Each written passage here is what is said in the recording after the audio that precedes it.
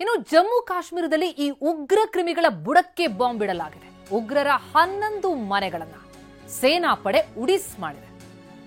48 ಗಂಟೆಯಲ್ಲಿ ಉಗ್ರರ 11 ಮನೆಗಳು ಪೀಸ್.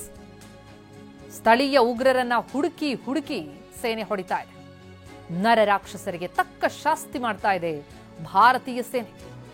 ಎಲ್ಇಟಿ ಉಗ್ರ ಆದಿಲ್ ಹುಸೇನ್, ಜಾಕಿರ್ ಅಹಮದ್, ಅಮೀರ್ ಅಹಮದ್ ದಾರ್, ಆಸಿಫ್ ಶೇಖ್ನ ಮನೆಯನ್ನ ಧ್ವಂಸ ಮಾಡಲಾಗಿದೆ.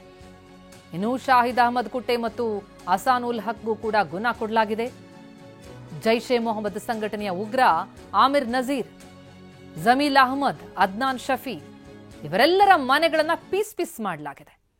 ಫಾರೂಕ್ ಅಹಮದ್ ತೆಡ್ವಾ ಮನೆಯನ್ನ ಕೂಡ ಸೈನಿಕರು ಧ್ವಂಸ ಮಾಡಿದ್ದಾರೆ. ಬೇಟೆ ಶುರುವಾಗಿದೆ. ಉಗ್ರರ ಅಡಗುತಾಣಗಳು, ಅವರ ಮನೆಗಳನ್ನ ಉಡಿಸ್ ಮಾಡಲಾಗ್ತಾ ಇದೆ. ಇವರಿಗೆ 11 ಮನೆಗಳನ್ನ ಪೀಸ್ ಮಾಡಲಾಗಿದೆ.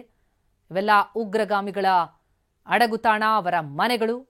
ಸೇನಾ ಪಡೆ ಆ ಮನೆಗಳನ್ನ ಉಡಿಸ್ ಮಾಡಿ ಅವರಿಗೆ ಬಿಸಿ ಮುಟ್ಟಿಸ್ತಾ ಇದೆ. ಮನೆಗಳ ಧ್ವಂಸ ಆಗಿದೆ.